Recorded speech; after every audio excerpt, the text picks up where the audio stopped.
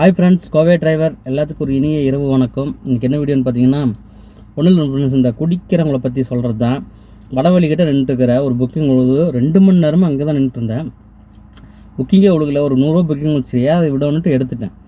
எடுத்தால் ஃபோன் பண்ணால் ரிங் ஆகி கட் ஆகுது, கட் பண்ணி விட்டுட்டே இருக்கிறாங்க. கடுப்பு ஆயிடுச்சு. ஒரு 10 டைம் ஓயாமல் கூப்பிட்டேன், மனசு எடுத்துட்டேன். அப்படி எடுத்து கேன்சல் பண்ணிடுங்க. கேன்சல் பண்ணணும்னா நீங்கள் தான் பண்ணணும். நீங்கள் புக்கிங் போட்டிருக்குதே எங்கே போட்டிருக்கீங்க? டாஸ்மார்க் போட்டிருக்கீங்க, சரிங்களா? நீங்கள் லிஃப்ட் கேட்டிருப்பீங்க, இல்லாட்டி ஏதோ ஒன்றில் போயிருப்பீங்க. அப்போ என்ன பண்ணணும்? அடுத்த செகண்ட் நீங்கள் கேன்சல் பண்ணணுமா இல்லையாண்ணா? அவன் வெயிட் பண்ணிட்டு இருக்கிறாங்க. 2 மணி நேரமாக உட்காந்துட்டுருக்குறா. ஒரு 100 ரூபா புக்கிங் போட்டு அதில் ஒரு 15 நிமிஷம் அரை மணி நேரம் வேஸ்ட் பண்ணால் அதை கேன்சல் பண்ணால், நீங்கள் பண்ணலைன்னா நான் ஆஃபீஸ் கூப்பிட்டு ரிக்வெஸ்ட் கொடுத்து அதை கேன்சல் பண்ணி அவங்க வெரிஃபிகேஷன் பண்ணி, இதெல்லாம் எதுக்குங்க? தேவையில்லாத மன உளைச்சல். தயவுசெஞ்சு இந்த குடிக்கிற நண்பர்களாக தயவு செஞ்சு புக் பண்ணாதீங்க. உங்களுக்கு வேணும். ஐயோ, ஒரு பைத்தியக்கார பைலட் இந்த நாடு மக்களும் மாட்டிட்டு படுற பாடு.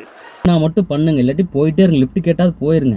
குடிச்சிட்டு வந்தது அலப்பறை பண்ணுறீங்கன்னா, குடிக்கிறதுக்கு போகிறக்கு முன்னாடியே அலப்பறை பண்ணுறீங்களே நண்பர்களே. ஏண்டா டேய், எனக்குன்னே வருவீங்களாடா? ஏன்ட்ட சரசம் பண்றக்கே வாட்டாப்பே உங்களை பெற்றுறாங்களா? ஏன்டா அப்படி பட்டறதுலயே வந்து உண்மையாலுமே கஷ்டமாக இருக்குது. தயவு செஞ்சு இந்த மாதிரி தவறு பண்ணாதீங்க. Okay friends, tata, bye by.